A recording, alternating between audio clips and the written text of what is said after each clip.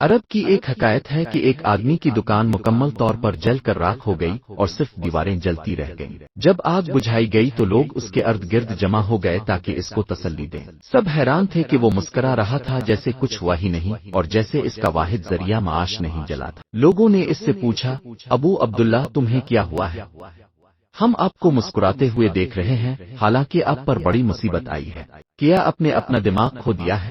اس نے جواب دیا، میں کیوں غمگین ہوں جبکہ مجھے یقین ہے کہ اگر میں اللہ کی رضا پر راضی رہوں گا تو اللہ مجھے اس سے بھی بہتر عطا کرے گا۔ میں نے اپنا معاملہ اللہ کے سپرد کر دیا ہے اور ہر حال میں اللہ کا شکر گزار ہوں۔ 2 ہفتے بعد لوگ ایک بڑی اور نئی دکان دیکھ کر حیران رہ گئے جو ہر قسم کی اشیاء سے بھری ہوئی تھی۔ لوگ قریب گئے تاکہ دیکھیں کہ یہ بڑی دکان کس کی ہے۔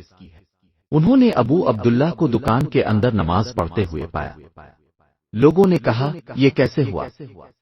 ابھی 2 ہفتے پہلے اپنی پرانی دکان کھوئی تھی اور یہ سب پیسہ کہاں سے آیا؟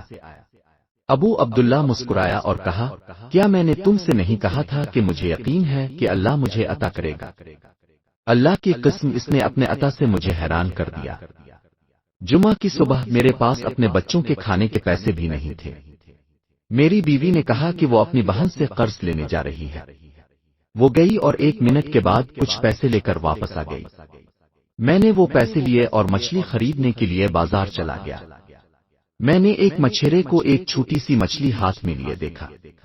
وہ لوگوں سے 200 دینار میں اسے خریدنے کے لیے التجا کر رہا تھا۔ یہ قیمت مچھلی کے لیے مناسب نہیں تھی اور کچھ لوگ صرف 50 دینار دے رہے تھے۔ میں اس کے قریب گیا اور پوچھا، آپ اس کو اتنی زیادہ قیمت میں کیوں بیچ رہے ہیں؟ اس نے جواب دیا، میری بیٹی بیمار ہے اور میں نے سمندر سے صرف یہ مچھلی حاصل کی ہے اور مجھے اس پیسے کی پوری ضرورت ہے تاکہ میں مکمل دوا خرید سکوں۔ میں اس کے حال اور حالات پر افسوس کیا اور کہا، میں اسے اللہ کی راہ میں صدقہ کے طور پر لے لوں گا۔ میں نے اسے 200 دینار دیے اور مچھلی لے لی۔ پھر میں گھر واپس آیا اور اپنی بیوی سے اسے تیار کرنے کو کہا۔ پھر میں جمعہ کی نماز پڑھنے گیا۔ جب میں مسجد سے واپس آیا تو میری بیوی نے کہا، دیکھو مچھلی کے پیٹ میں کیا ملا۔ یہ تو خوبصورت پتھر ہیں۔ میں نے انہیں دیکھا اور کہا، واقعی یہ خوبصورت ہیں، ہم انہیں سنبھال کر رکھیں گے۔